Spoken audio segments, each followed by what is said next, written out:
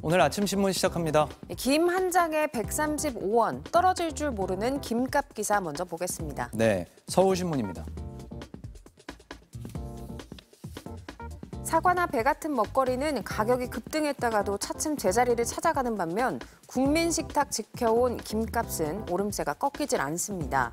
마른 김은 지난 1월부터, 조미김은 3월부터 가격 상승세가 이어지고 있는데요.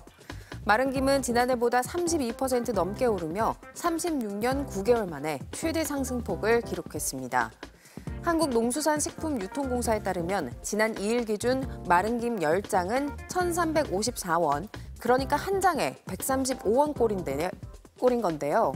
이상 기후에 따른 해수면 온도 상승, 여기에 이어지는 김 작황 부진 탓이고요. 생산량이 반토막 난 일본이 우리 김 수입을 늘린 것도 원인으로 꼽힙니다. 다음은 동아일보입니다. 마약 등 약물을 복용하고 운전의 면허가 취소된 사람 2019년 57명에서 2023년 113명으로 크게 늘었는데요. 4년 사이 2배 가까이 증가했습니다. 환각과 환청으로 사고 위험은 큰데 이들에 대한 처벌 수위, 음주운전자보다 높지 않습니다. 음주운전은 2년 이상 5년 이하의 징역이나 2천만 원 이하의 벌금에 처하는데요. 반면 마약 등 약물을 투약한 뒤 운전하다 적발되면 3년 이하의 징역 또는 1천만 원 이하의 벌금형에 처합니다. 신문은 마약은 소지만 해도 처벌받는 범죄인 만큼 마약 등 약물 복용 운전자들에 대한 처벌 강화가 시급하다고 강조했습니다. 이어서 매일경제입니다.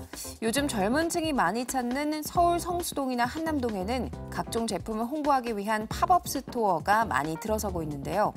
짧게는 하루, 길어야 수개월 안에 문을 닫는 임시 매장이다 보니 철거 후 발생하는 폐기물로 몸살을 앓고 있다고 합니다. 현수막은 물론 가병용 벽돌에 플라스틱 같은 재활용이 어려운 자재들이 폐기물로 쌓이고 철거 주기마저 짧다 보니 새로운 환경 오염 원으로 지목되고 있는데요.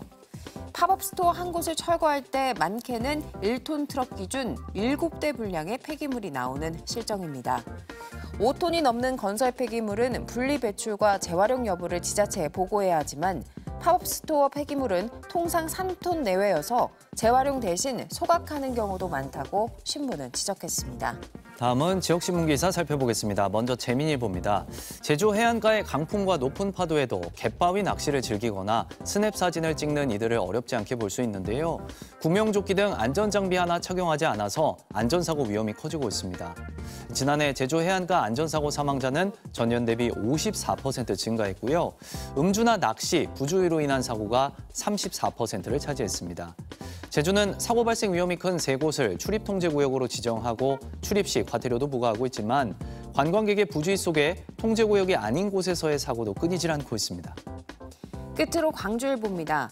정부가 전남도 내 임대 간척지 중 축구장 6,200여 개 규모의 일반벼 재배 면적을 가로쌀 등 다른 작물을 재배하거나 스마트팜 등으로 대체하기로 해서 농민들이 반발하고 있습니다.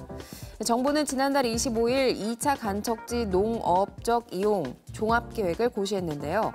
내년부터 전국 13개 임대 간척지에서 일반 벼농사 신규 계약이나 연장 계약을 금지한 겁니다. 쌀 과잉 공급 문제를 해결하고 쌀값 안정화를 꾀하면서 스마트팜 단지 조성 등을 통해서 간척지를 다양하게 활용하겠다는 취지인데요. 지역 농민들은 이미 내년 종자까지 구입한 상황에서 조급하고 일방적인 정책이라며 불만을 쏟아내고 있다고 신문은 전했습니다. 지금까지 오늘 아침 신문이었습니다.